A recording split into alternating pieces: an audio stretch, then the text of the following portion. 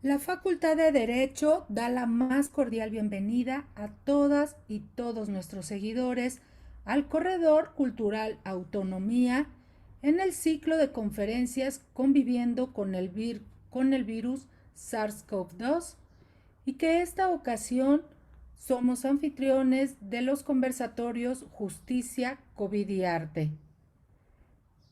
Damos inicio al conversatorio Impacto de la violencia durante la pandemia por COVID-19 y daremos paso al mensaje del doctor José Gamas Torruco, director de la antigua Escuela de Jurisprudencia. Adelante, doctor. Muchas gracias. En primer lugar, un saludo muy especial del señor director que me pide lo haga a la señora ministra por su presencia, por su aceptación a tratar este tema que es una de las cuestiones más importantes que derivan de la situación que estamos viviendo en función de la aparición del COVID. Ya hemos tenido la oportunidad anteriormente de escuchar en el aspecto laboral algunas de las aportaciones que se están haciendo, pero también, pues, la verdad, una serie de elementos que nos llevan a una confusión muchas veces entre lo que es federal, lo que es local, en fin, pero en realidad lo importante, repito, ministra, es darle la bienvenida en el nombre del señor director, que me pide que lo haga. Por otra parte, estoy plenamente informado de la labor de la maestra Patricia González Uribe, que se ha desarrollado en el Instituto de Investigaciones Jurídicas. O sea que sí conocemos su obra, admiramos su obra y esperamos pues entre ustedes el tratamiento del tema. Repito, con toda libertad, y si nos excedemos un poquito del tiempo, no importa porque sí nos interesa muy particularmente lo que tienen ustedes que decirnos. Doctor, agradecemos sus palabras de salutación y es momento de iniciar la segunda sesión de nuestras conferencias sobre justicia, COVID y arte, en el que saludamos la presencia en primera instancia de la ministra Margarita Luna Ramos, además también catedrática de nuestra Facultad de Derecho. Adelante, maestra. Muchísimas gracias. Muy buenos días a todas y a todos. Un placer, como siempre, estar con ustedes. Y en primer lugar, pues mi agradecimiento al doctor Raúl Contreras Bustamante, director de nuestra Facultad de Derecho, por la invitación a participar en este ciclo de conferencias, como han bien señalado, denominado Conviviendo con el virus, porque sí hemos tenido que convivir. Y desde luego agradezco mucho la amable presentación y la recepción del doctor José Gamas Torruco, toda una institución dentro de nuestra universidad. Y un honor también participar al lado de la doctora Patricia González Rodríguez, conocida y destacadísima investigadora del Instituto de Investigaciones Jurídicas. Un verdadero placer. Además, contar con nuestro auditorio y con, sobre todo, su atención. Muchísimas gracias.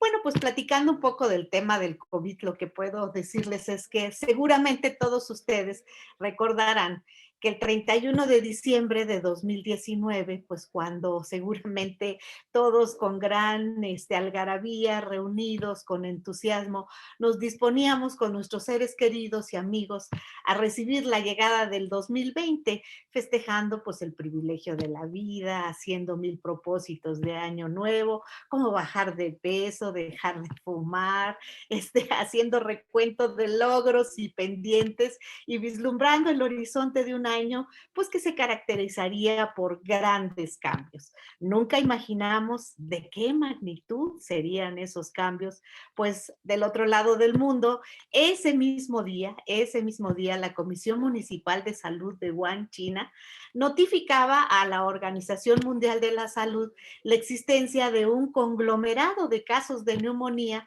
que con posterioridad se determinó que fueron causados por un nuevo coronavirus. Un microorganismo que con gran osadía se instaló y reprodujo en cuantas personas tomó desprevenidas y viajó por el mundo sin limitación fronteriza alguna. A diferencia de otras pandemias, este enemigo silencioso, pues no es mortal para todo aquel que le dé alojamiento, pero sí lo es para personas de la tercera edad, con hipertensión, diabetes o las que ingieren cierto tipo de medicamentos.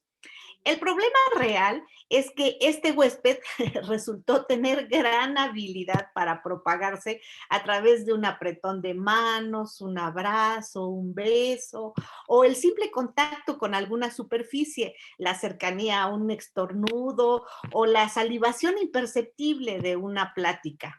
Y por si esto fuera poco, durante su incubación es asintomático. Entonces, pues por esto el aislamiento, la reclusión doméstica, el quédate en casa, pues fue considerado como el mejor método de prevención. Es la razón por la que todavía hoy nos vemos a través de estos medios electrónicos en vez de estar en alguna de esas hermosísimas aulas de la Facultad de Derecho. Consecuentemente, pues el fenómeno del COVID, pues súbitamente paró al mundo sin que nadie pudiera decir como Mafalda, me quiero bajar. Se suspendieron las labores en oficinas públicas, privadas, empresas, construcciones, escuelas, centros de diversión, etcétera, etcétera, etcétera. Desde luego, todos o la gran mayoría de las personas estábamos conscientes de que antes de que existiera una vacuna que pudiera prevenir la enfermedad, pues era solamente el aislamiento esa forma importante para evitar el contagio.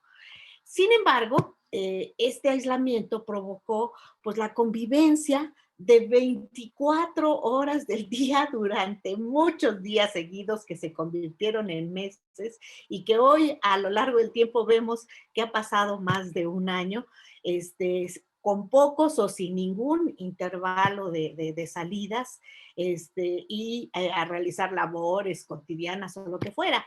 Aún en familias bien avenidas, pues eventualmente puede producir esta convivencia, pues de tanto tiempo, tantas horas, tantos minutos, cierta ansiedad, cierta irritación y a veces hasta malestar.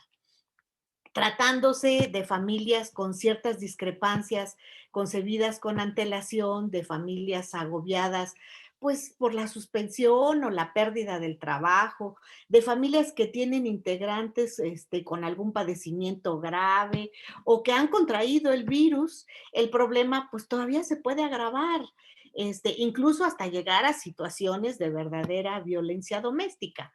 En estos casos, quienes pueden resultar afectados por estas conductas, pues obviamente son los grupos vulnerables, entre los que se encuentran, por ejemplo, pues las mujeres, los adultos mayores, las personas con discapacidad o los menores de edad.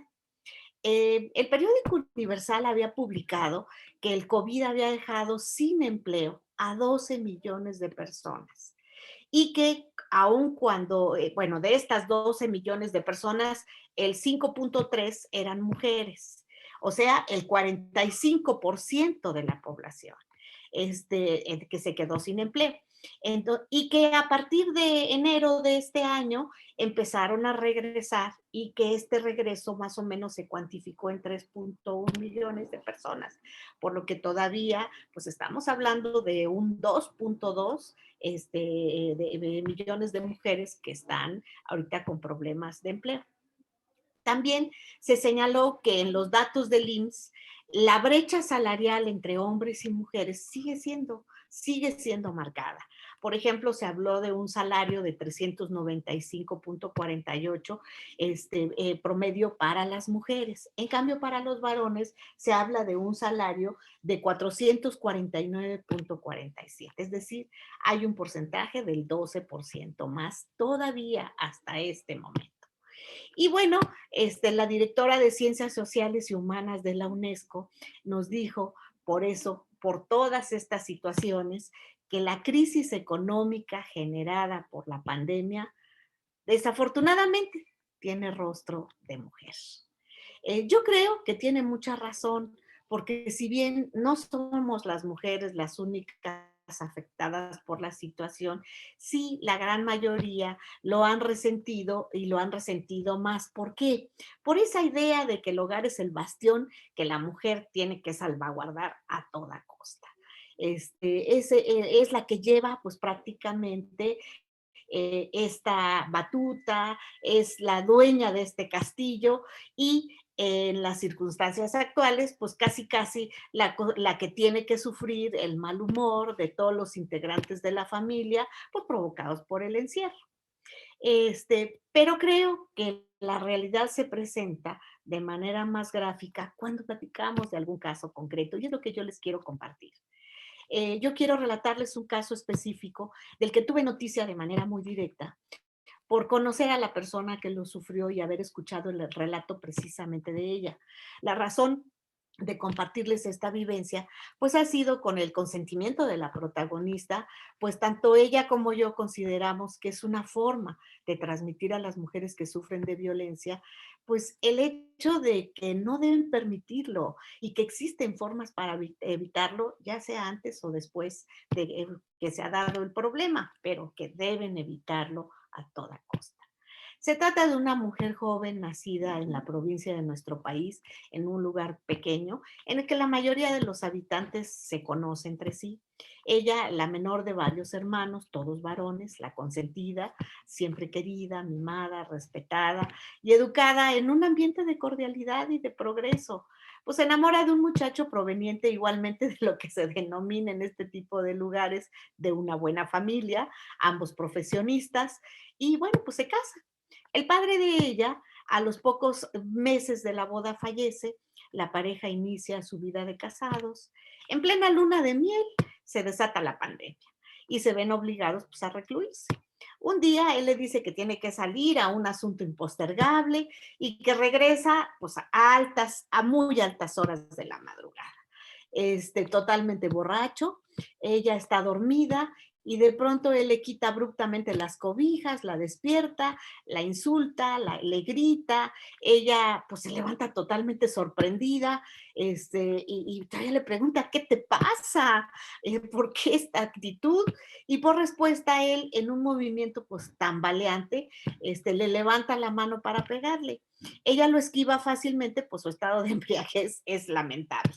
Y va directo a la cocina y alcanza a tomar lo primero que encuentra, que es una sartén de metal pesado, y él viene detrás intentando agredirla. Y ella le dice con una gran determinación, que después ella comenta, no sabe de dónde sacó fuerzas, levanta el sartén y le dice, no te atrevas. Pues aún cuando no estoy acostumbrada a este tipo de escenas, porque en mi casa jamás las viví, jamás las presencié, también me enseñaron a defenderme.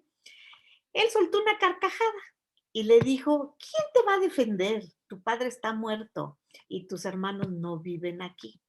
Ella nuevamente en guardia con su sartén en la mano, en sartén en la mano le contesta, pues nada más inténtalo, nada más inténtalo. Pero él, yo creo que al ver la determinación con que ella se lo dice y la seriedad con la que ella se lo dice, se suelta otra carcajada y trastabillando se regresa a la habitación, se arroja a la cama y se queda dormido. Al día siguiente, ella habla con él de lo sucedido y la respuesta de él, ay, no es cierto, no es cierto, yo no recuerdo absolutamente nada. Pero si así fue, pues perdóname, jamás quise ofenderte, seguramente bebí demasiado, perdí la conciencia, perdóname. Ella pensando que le decía la verdad, lo perdona y todo vuelve a la normalidad. 2 días después, la escena se vuelve a repetir.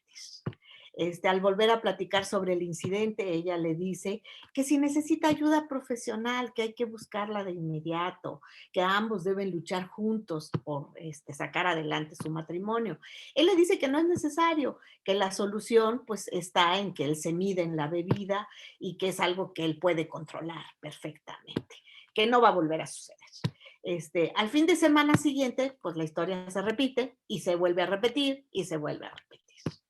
Ella platica pues que su mundo se le viene encima, su matrimonio se derrumba, se percata que la persona con la que se casó es totalmente distinta de la que ella se enamoró. No obstante la decepción, le insiste en buscar ayuda profesional y él ya no escucha. Él ya no se escuda en la ignorancia de los hechos, en que no se dio cuenta, sino que adopta ahora una actitud cínica, agresiva y retadora. Pues así soy y te aguantas porque para eso eres mi esposa. Ella, pues siempre a la defensiva con su sartén o con lo que encontraba a la mano, los meses pasaron y la situación empeoraba. De pronto, su madre se contagia de COVID y fallece. Pues ella sumergida en un abismo de tristeza, de desilusión, en un callejón prácticamente sin salida. Sin embargo, se informa por internet que los centros de ayuda para las mujeres maltratadas existen, que tiene contacto con estos centros y alguna amiga de ella la ayuda a poderse conectar. Y empieza a tener una relación con una psicóloga que a través de pláticas la ayuda a salir, pues sobre todo de su depresión, porque ella cae en una depresión espantosa. Ella es una profesionista y entonces dice, bueno, pues tengo que ponerle solución a este problema y busca a sus compañeros de trabajo, que ella tenía un trabajo antes de casarse, renunció precisamente porque el esposo le dijo que la señora tenía que estar en la casa y ella renunció a su trabajo. Todo esto que les platico, pues a escondidas del marido. Un buen día el ex jefe le llama por teléfono y le dice, fíjate que en estos momentos se está presentando la oportunidad de que puedas regresar a trabajar. Cuando cuenta con este medio para subsistir, cuando ella sabe que es autosuficiente económicamente, inmediatamente va, levanta una denuncia por violencia, se sale del domicilio conyugal, promueve su demanda de divorcio, logra medidas precautorias de protección, la demanda todavía se encuentra en curso. Y ella afirma, entonces me di cuenta y me percaté de que podía recuperar mi vida. Fíjense qué importante. Pero, ¿cuál es el corolario de este caso? Las mujeres no pueden permitir ser maltratadas, por muy enamoradas que estén. Es importante tratar de arreglar las cosas, pero cuando no se tiene arreglo, por muy difícil que resulte, debe tomarse una decisión en la que en primer lugar se ubique pues su autoestima. En la medida que una persona se quiere y se respeta a sí misma, logra el respeto, el afecto de los demás. Esta es una historia de final feliz, pero desgraciadamente no siempre sucede así y nos venimos a enterar pues cuando las mujeres ya han sido asesinadas por sus parejas o severamente maltratadas, no lo permitan, no encadenen su vida a una violencia irracional, porque desgraciadamente después les parece que esa es la normalidad y cuando son mayores, inconscientemente, los patrones los repiten los hijos. Recuerden que infancia es destino. Hay muchas formas para evitarlo. Hay instituciones que ayudan a lograrlo en diferentes oficinas para la mujer, en diferentes secretarías, en diferentes procuradurías, en diferentes direcciones de atención a víctimas, en las comisiones de derechos humanos, etcétera. Infórmense, por favor. Incluso, también debo decirles, el capítulo México de la Asociación Internacional de Mujeres Juezas, que coordina la ministra Norma Lucía Piña Hernández, publicaron en los inicios de la pandemia, precisamente previendo este tipo de situaciones, con una gran sensibilidad y vocación de servicio, una guía para que las personas que se encontraran en este tipo de escenarios pudieran saber a dónde acudir, qué hacer. Y este trabajo en el que participaron, debo decirles, juzgadoras de todo el país, de todas las instancias y de todos los fueros, pues establecieron una información pues de privilegio en la que determinaron pues teléfonos de emergencia, servicios de atención urgente, líneas telefónicas, verificadas para hacer frente a la violencia de género, refugios e instituciones locales de atención a la mujer, así como 1000 medios de apoyo.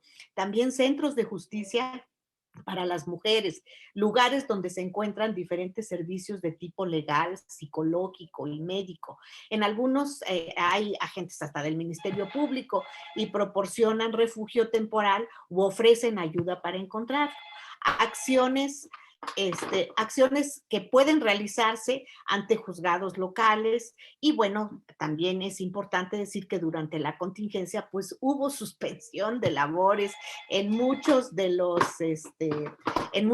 juzgados, tanto locales como federales, pero también era importante ponerlas en aviso de que había guardias, de que había la posibilidad de poder atender los problemas que en un momento dado ellas tuvieran, siempre y cuando pues ellas acudieran y podrían solicitar órdenes de protección, medidas cautelares penales, civiles, como sería la separación inmediata del domicilio, la prohibición de acercarse a ciertas personas o lugares, medidas especiales para menores, en los juicios de alimento, por ejemplo, la consignación y entrega de billetes de depósito que derivan de los procesos para garantizar cuidados y atención a los niños, niñas y adolescentes.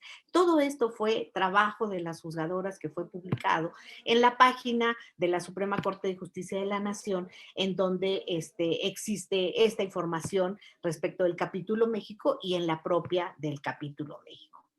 Yo lo único que puedo decirles es que nuestro país y el mundo están debilitados. Se han perdido vidas, empleos, se avisora pues una crisis económica que ya se está resintiendo de grandes magnitudes. Se han cerrado instituciones, empresas, escuelas. En muchos hogares, desgraciadamente, prolifera el desconcierto. Christine Lagarde, directora del Fondo Monetario Internacional, recomendó a México fomentar la generación de empleos para disminuir la violencia contra las mujeres. Y yo creo que esta es una gran recomendación porque la posibilidad de ser autosuficientes siempre dará esa posibilidad de libertad, esa posibilidad de liberarse de cualquier situación de violencia. Entonces, entre temerosos y confiados y desconfiados, pues estamos empezando a asomarnos hacia el exterior. Ahora, pues con la esperanza de la vacuna que nos proporciona un escudo de protección y que nos asegure nuestra subsistencia. Son acontecimientos todos estos, pues que desgraciadamente han desdibujado el rostro de la humanidad. Sin embargo, en situaciones como esta, debemos sacar fuerzas de flaqueza, tal como lo dijera el gran poeta lírico Horacio en su frase Carpe Diem, locución latina que literalmente significa toma el día, aprovecha el momento, no lo malgastes.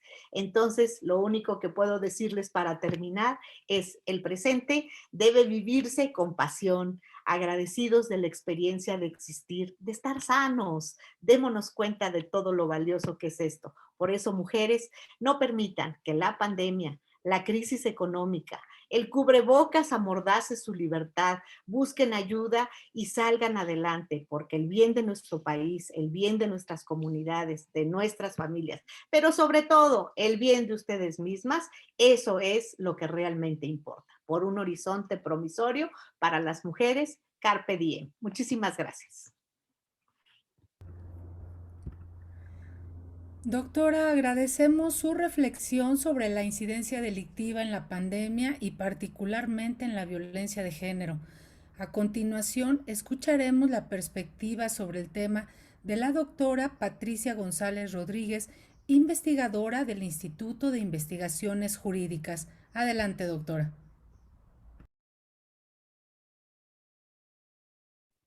Gracias, agradezco la invitación a nuestro señor director, el doctor Raúl Contreras Bustamante, y bueno, muy honrada de estar aquí con la ministra Luna Ramos y con el doctor José Gama Torruco.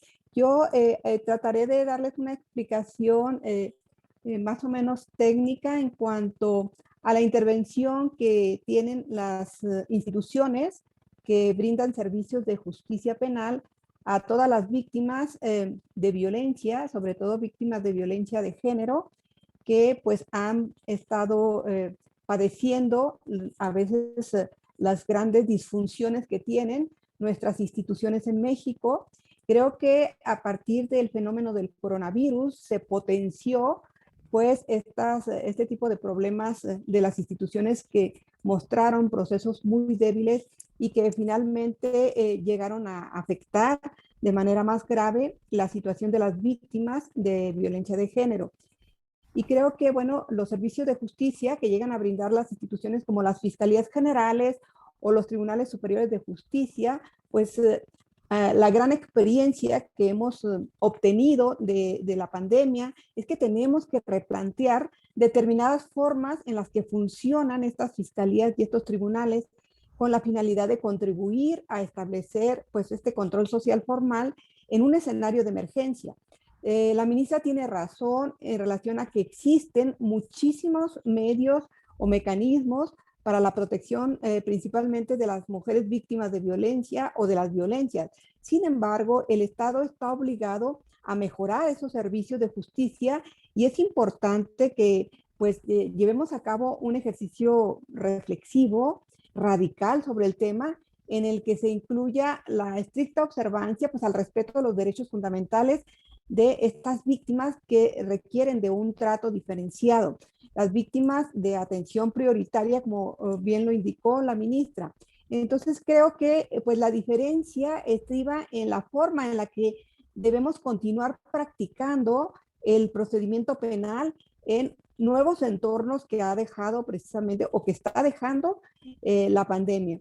Y bueno, para trabajar con el tema de género, creo que también sería importante comentarles que pues el procedimiento penal para que funcione y para que las víctimas de violencia o de las violencias de género realmente sean acogidas y atendidas, darles ese trato digno que merecen y finalmente tratar de empoderarlas para lograr la igualdad no solamente formal sino material. Es importante que las instituciones tengan fiscales o agentes del Ministerio Público, peritos, policías, personal especializado que esté preparado técnica y éticamente, es decir, que estos fiscales y estos agentes del Ministerio Público, por ejemplo, cuando lleguen mínimamente a atender a una víctima, pues la víctima sienta confianza de todo el cauce que le están dando a su investigación, a esta investigación que en México se ha vuelto muy de moda y que le llaman la investigación con perspectiva de género. Lamentablemente, nuestras fiscalías, esta investigación con perspectiva de género, hasta este momento, por investigaciones empíricas que hemos realizado, es realmente muy limitada. Son escasos los servidores públicos del Ministerio Público que conocen cuál es precisamente este tipo de investigación con perspectiva de género. Y el otro problema está relacionado con la infraestructura y los equipos. Ustedes basta con que se den una vuelta a estas fiscalías generales para observar cómo realmente las mismas instituciones tienen diseños o arquitecturas institucionales, procesos que afectan enormemente a las víctimas de violencia de género. Hay una victimización institucional que tenemos que luchar por derribarla. Y creo, bueno, que el punto de partida no está nada más en identificar cuándo o en qué casos hay que aplicar la perspectiva de género. Creo que también tenemos que ver cuáles son precisamente esas carencias o esas insuficiencias que tienen las fiscalías para recibir todas estas víctimas que han sido violentadas por cuestiones de género.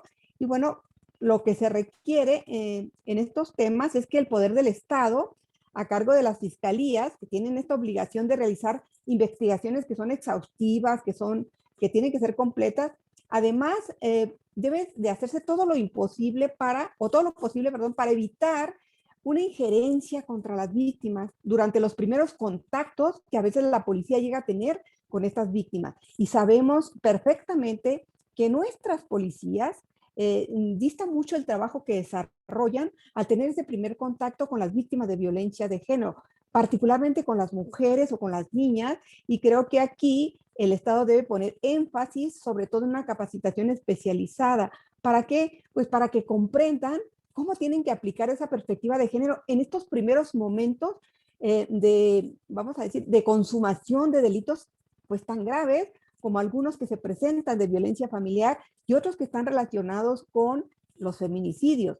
En todas estas actuaciones procesales, fíjense, los policías, además de llevar a cabo ciertos actos que revictimizan a nuestras víctimas de violencia, además de eso, contaminan los relatos de las víctimas en los primeros contactos. Y esto importa bastante porque es materia de prueba siempre la declaración o el testimonio de las víctimas o de las personas allegadas a ellos que se encuentran a su alrededor. Y bueno, necesitamos un modelo de procuración de justicia que garantice verdaderamente la investigación con perspectiva de género, puesto que pues para ello tendremos que plantear además un diseño institucional distinto. ¿Qué fue lo que hicieron nuestras fiscalías generales en el país cuando se dio la reforma constitucional después del 2008? Lo único que hicieron fue cambiar de nombre.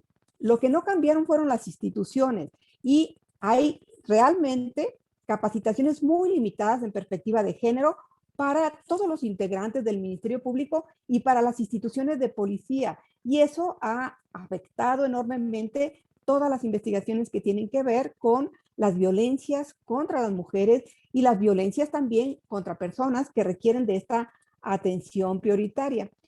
Sabemos que en sociedades patriarcales como la mexicana, pues la investigación penal con perspectiva de género se traduce en la construcción y en la implementación de mecanismos de estas instituciones policiales. ¿Para qué? Para que garanticen realmente la protección de los derechos de las víctimas que se encuentran en situaciones vulnerables, como en este caso de la pandemia. Todas las víctimas de violencia familiar, realmente la violencia que se ejerció contra ellos de su entorno familiar se potenció cuando no tenían la forma de acudir a ciertos sitios para presentar denuncias. Y bueno, de aquí que las instituciones lograron instalar ciertos mecanismos de la cultura digital.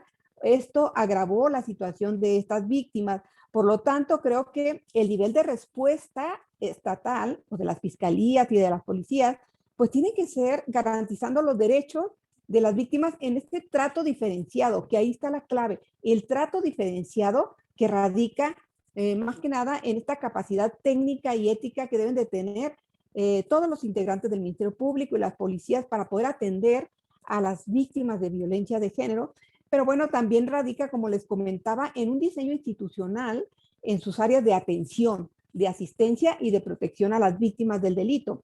Y pues hay ya diseños modernos en América Latina que han dado resultados. Nosotros no hemos logrado consolidar nuestras instituciones y creo que la pandemia nos brinda esta oportunidad histórica de verdaderamente instalar instituciones del Ministerio Público y de la Policía que respondan a las necesidades de nuestro tiempo y que finalmente contribuyan a desarrollar con eficiencia, con eficacia, todo lo que está relacionado con las violencias contra personas que requieren atención prioritaria y que se encuentran en situaciones vulnerables. Por ejemplo, aquí yo les pudiera comentar de los casos que he conocido, sobre todo en la Ciudad de México, que bueno, las víctimas que se enfrentan a estas violencias de género, por lo general se encuentran en un shock postraumático y bueno, cuando acuden a presentar la denuncia, aquí ese momento es crucial y sin embargo vemos que a veces se agrava esa violencia contra esas víctimas. ¿Por qué?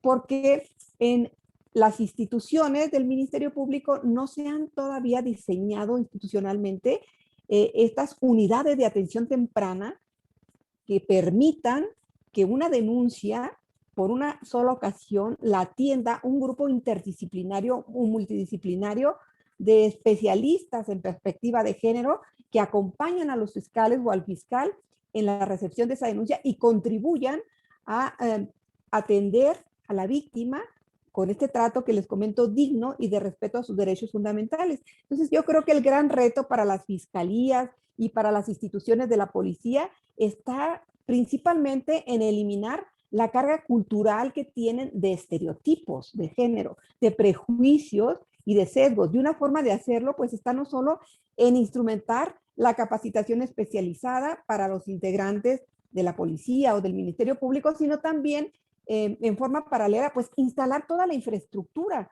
que responda a un modelo de atención a víctimas que facilite el desarrollo de una metodología científica que hemos denominado perspectiva de género. Entonces, creo que dentro de toda este diseño institucional, pues las fiscalías y las policías deben de tener salas de contención de crisis para atender a víctimas de violencia familiar y de violencia de género. Deben tener áreas de trabajo social eficientes, pero también deberán tener salas de terapia individual y lugares donde se recepcione la denuncia de manera interdisciplinaria y que se canalicen adecuadamente para poder empoderar a estas víctimas y lograr, como les comentaba, esta igualdad material. Y creo que, bueno, la infraestructura que hasta ahorita existe aquí en la Ciudad de México y en otras fiscalías, pues es completamente insuficiente y victimizadora. Revictimiza a las víctimas de violencia, por eso es que no hay confianza en las autoridades y por eso es que muchísimas víctimas a veces pues deciden no denunciar, dado todo el calvario que tienen que vivir al momento en que se presentan a la recepción de esta denuncia. Creo que desde la academia debemos de tener un enfoque muy crítico a este tipo de situaciones que se vienen presentando y, bueno, contribuir para que todas las capacitaciones que se den en relación a la recepción de denuncias, pues lo primero es que enseñemos o mostremos cómo identificar los estereotipos, los prejuicios y los sesgos de género que a veces obstaculizan y tergiversan la investigación penal y que afectan a las mujeres, a los niños, a las niñas, a las adolescentes, a las personas migrantes, a las personas que viven en situación de pobreza. Entonces, si nosotros tenemos desde la academia este impacto en las capacitaciones especializadas y también acompañados con las organizaciones de la sociedad civil, creo que podremos desarrollar una institución del Ministerio Público y de la policía que realmente responda al trato digno que merecen las víctimas y también responda a la protección que debemos darle a estas víctimas de violencia. Creo que los estereotipos discriminatorios son los más fuertes y están insertos en la actividad cotidiana de policías, de fiscales y de peritos, incluyendo a veces personal especializado y atención a víctimas. Esto no quiere decir que todos sean iguales, pero la minoría de estos servidores públicos son los que trabajan con perspectiva de género y a veces trabajan con bastante dificultad porque, como les comento, no tienen la infraestructura y el equipo necesario para poder concretar una atención verdaderamente digna para las víctimas. Y por otro lado, bueno, tenemos que hay cuestiones relacionadas con estas investigaciones penales que se hacen de forma estereotipada. He visto cientos de ellas en la Ciudad de México. Hay muchísimas investigaciones estereotipadas, es decir, con estereotipos discriminatorios que finalmente llegan a ser un fracaso cuando se presentan los casos en los tribunales o están ya en el juicio oral. Por lo tanto, yo sí considero que es importante, pues, que en nuestro país se regule al menos la obligación de aplicar, llevar hasta ras de tierra el protocolo que se tiene no solamente para juzgar con perspectiva de género, que ese es uno de los grandes avances de la Suprema Corte de Justicia de la Nación, sino que este protocolo, así como se hizo para juzgar con perspectiva de género, se instale en las fiscalías un protocolo para investigar con perspectiva de género y se lleve a la práctica, es decir, a caso por caso se aplique ese protocolo. Mientras no hagamos eso, seguiremos dando tumbos dentro de las investigaciones estereotipadas que se presentan día con día. Debemos cambiar todos estos diseños institucionales y evitar que nuestras policías, nuestros fiscales contaminen, así como se contamina la escena del crimen material, los policías contaminan la escena del crimen mental, que es precisamente el relato que las víctimas van a proporcionar de manera espontánea a los fiscales y que es la base, es la clave para tener finalmente un procedimiento penal y un juicio oral exitoso. Bueno, yo quedo a sus órdenes, creo que con estas cuestiones que he destacado en relación a las falencias o a las fallas que tenemos todavía en nuestras instituciones, pues nos ayudará de alguna manera a la reflexión y a continuar trabajando porque verdaderamente tengamos una investigación con perspectiva de género.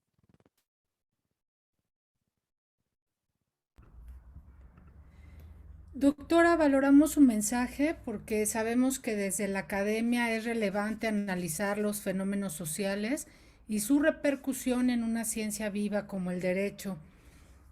Despedimos a las especialistas del Presidium Virtual de este cuarto conversatorio de la serie Justicia, COVID y Arte en el marco del Corredor Cultural Autonomía que dirige Fundación UNAM, e invitamos a las y los seguidores de redes sociales a seguir la transmisión de mañana a las 10 de la mañana. Muchas gracias y que tengan una excelente tarde.